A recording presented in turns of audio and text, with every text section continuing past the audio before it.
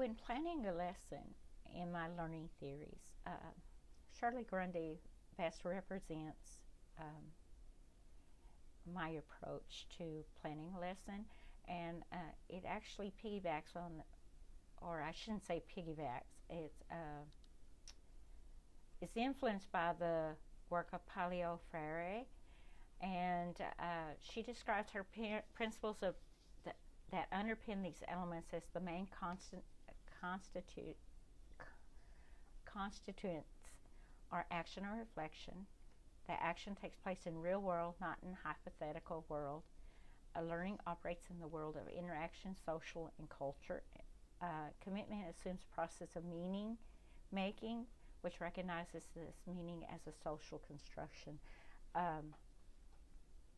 When I'm planning these lessons, I need to make sure that these problems are relevant to their culture, to their home. And when I say culture here, I'm meaning that is relevant to their home life, because I'm teaching them life skills. She emphasizes that the teacher and the learner negotiate content and together confront the real problems in existence. Here I'm going to use an example, stranger danger, because I had to teach that last week.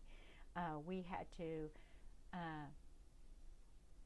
come up with, I did guide the lesson, but I had them give me feedback on how to use this. I do like how on the practice model that she presents, she talks about J.K.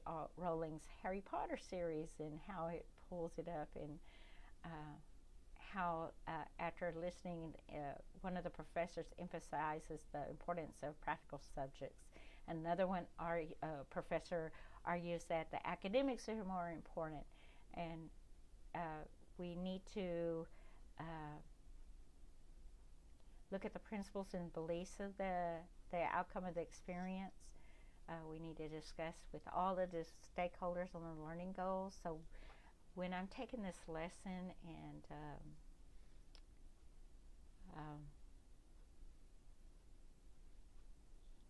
implementing in my classroom, I say, well, what, for example, in the stranger danger, what are we trying to learn here? And I get the kids to help me say what we need to do, because I have one student that would go with someone if they had a puppy, and so we're all working together as a team to ensure that everybody doesn't go to look for the puppy, or to look at the puppy, or help someone find directions. And we build a learning program that fulfills all these expectations, so that it's worthwhile for us to use.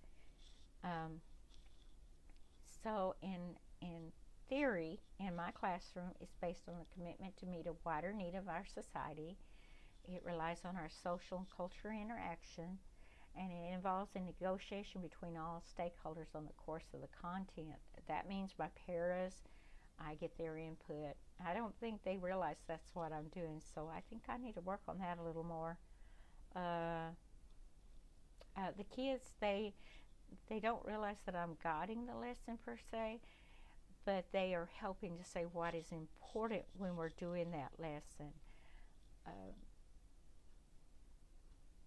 I wish there was a little more here in the book, but I did really like how what she stated in the book was,